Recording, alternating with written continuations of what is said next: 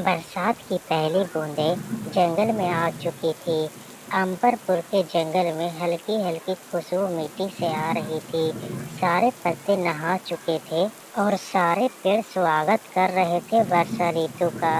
उसी जंगल में रहने वाली टुनटुनी चिड़िया, उसके दो बच्चे थे, सुनहरी और कुकू। टुनटुनी का घर एक पुराने आम के पेड़ पे था जो अब सूख चुका था। टुनटुनी बहुत गरीब थी, लेकिन उसके मन में बहुत सारी उम्मीदें थीं। एक दिन टुनटुनी अपने दोनों बच्चों को लेकर खेत की तरफ निकली। देखो बच्चों, वो जो हरी हरी कोपली निकल रही है ना, वो कोई साधारण पौधे नहीं है। ये हमारी आने वाली कल की मिठास है। इनसे आम उगेंगे और वो आम हम अपने हाथों से तोड़ेंगे, खाएंगे और बांटेंगे भी। जब तुम इन पौधों को देखोगे तो तुम्हें ऐसा लगेगा कि हर पत्ता तुम्हारे भविष्य का पन्ना है। माँ, क्या सच में हमारे अपने आम होंगे? वो पीले पीले रस से भरे आम। मैं तो सारे बच्चों को आम दूंगी। मैं तो मोर आंटी को भी मोर दूंगी और बचा तो गिलहरी को भी दूंगी और तोते को। हाँ मेरी बच्ची, ये सपने एक गरीब के घर में भी पल सकते हैं। अगर तुम सच्चे दिल से मेहनत करो तो मौसम भी तुम्हारा साथ देता है। ये बारिश भी हमारी है और मिट्टी भी। पर वहीं अमरपुर के जंगल में बैठा था एक कालू कौआ। वो चालाक था, लेकिन उसका दिल काला था। जब उसने टुनटुनी की मेहनत को देखा तो उसकी ईर्ष्या भड़क चुकी। उफ, ये टुनटुनी अब किसान बन रही है। अगर इसके आम मीठे हो गए तो सारे जंगल में इसी की नाम होगी। और मैं जो सबसे ऊपर बैठा हूँ, नहीं, मैं ऐसा नहीं होने दूंगा। उस दिन जोरदार बारिश हुई, लेकिन टुनटुनी ने अपने दोनों बच्चों को पंखों में समेट रखा था।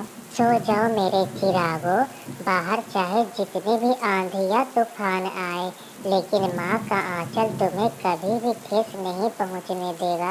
हमारी मेहनत की जड़ें बहुत ही गहरी है और दिल की गर्मी बारिश से बहुत ज्यादा ताकतवर है। रात के समय में कालू कौवा टुनटुनी के खेतों में आया और उसने दो नाजुक पौधों को तहस नहस कर दिया और मिट्टी उखेड़ बिखेड़ कर दी और वहाँ से चला गया। अगले दिन सुबह, हे भगवान, ये क्या हो गया? कल तक तो यह पौधे कितने लहलहा रहे थे। क्या हमारी मेहनत इतनी कमजोर थी? माँ, अब हमारे आम नहीं आएंगे क्या? नहीं बेटा, ये तो बस एक परीक्षा है। बीज तो अभी भी हमारे पास है। जब तक सांसें हैं तब तक खेत भी हरा होगा। हार मानना गरीब का काम नहीं, हिम्मत करना हमारा धर्म है। टुनटुनी ने फिर से बीज बोए। इस बार उसे अकेलापन नहीं महसूस हुआ। जंगल के कई पक्षी उसके मदद के लिए आगे आए। टुनटुनी बहन, मैं जानता हूँ तुमने कितने मेहनत से खेत लगाया है। मैं रोज सुबह मिट्टी को समतल कर दूंगा ताकि बीजों का नुकसान ना हो। मैं बारिश के समय में पौधों को बचाने के लिए पत्तों की छतरी बनाऊंगी। तुम चिंता मत करो। मैं आसपास के घासों को काट दूंगा ताकि उन्हें सांस लेने में दिक्कत ना हो।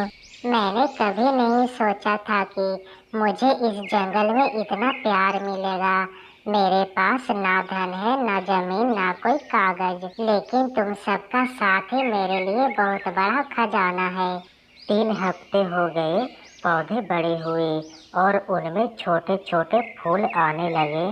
टुनटुनी की आंखों में खुशी थी, पर कालू की आंखों में अभी भी जलन थी।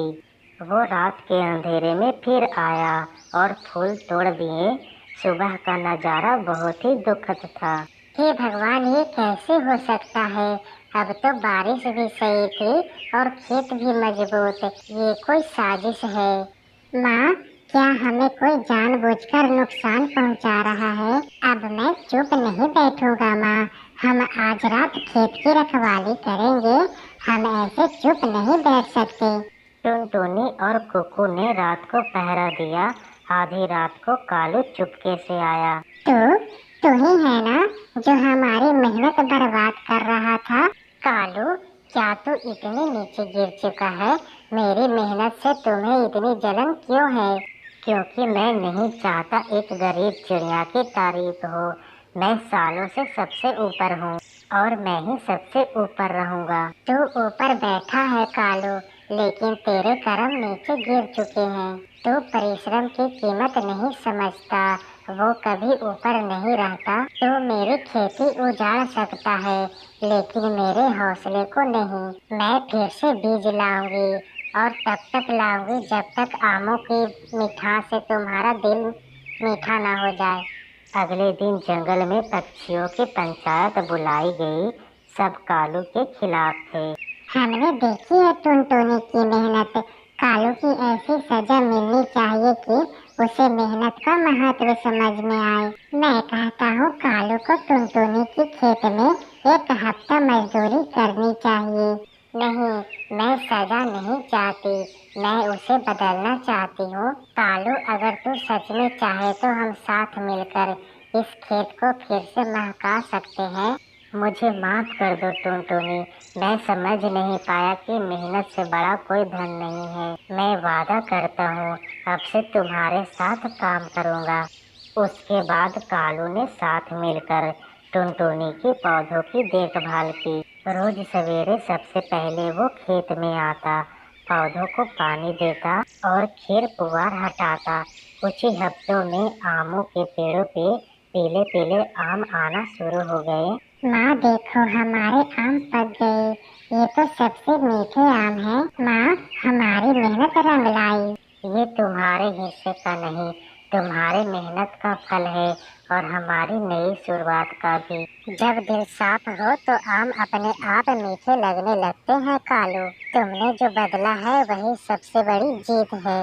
टुनटुनी की आम की खेती सिर्फ बीज और फल की कहानी नहीं थी, ये परिवर्तन, क्षमा और प्रेम की अनोखी कहानी थी।